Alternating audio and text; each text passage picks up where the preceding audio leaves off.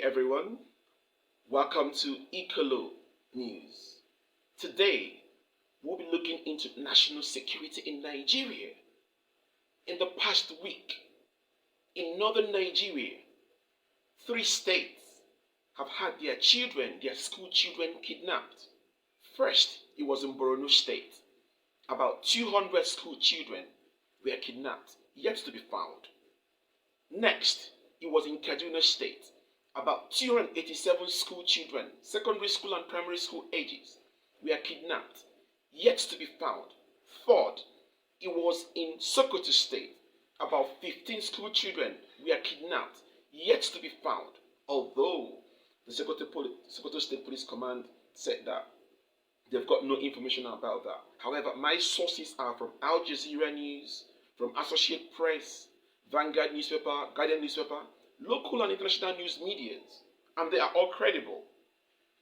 The question today on this episode of Inside Out is to turn this incident inside out, to give information that could be credible to the state governors, politicians, law enforcement agencies, to assist them to bust these criminal gangs.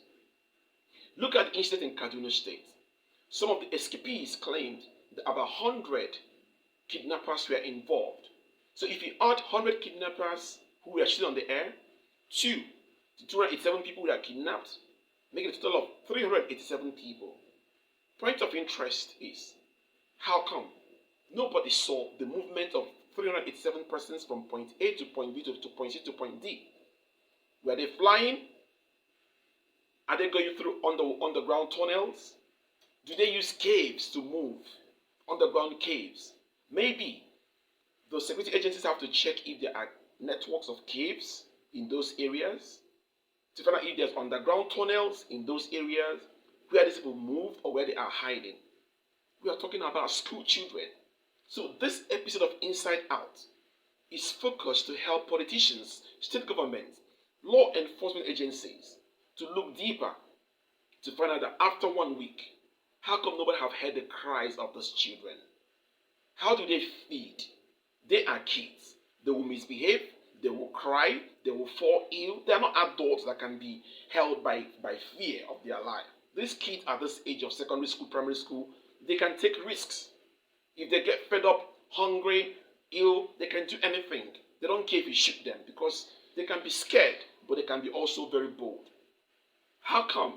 Are we saying that in these areas of Borno State, Kaduna State, that the ungoverned spaces are so huge that there are no human beings around to even eyewitness the movement of about 387 persons from point A to point B to point C to point D?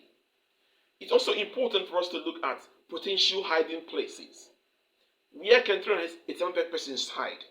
Could be abandoned schools, could be abandoned military posts, could be abandoned police posts, could be abandoned primary schools, secondary school, tertiary schools, could be abandoned forest sites. But this is Harmattan season in Nigeria.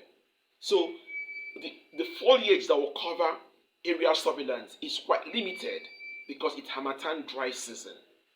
The rains have not set in much or even at all.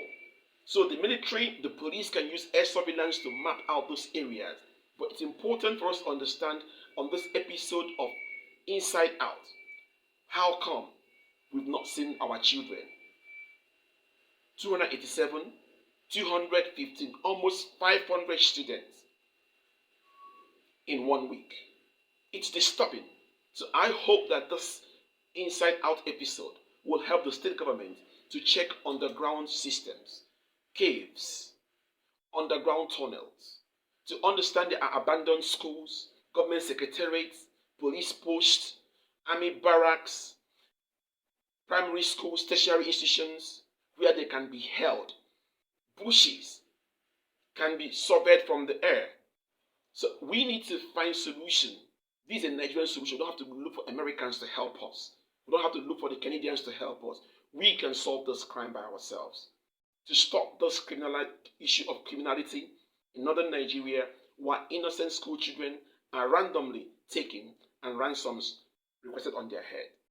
Thank you for watching this episode of Inside Out on Ecolo News. Keep subscribing.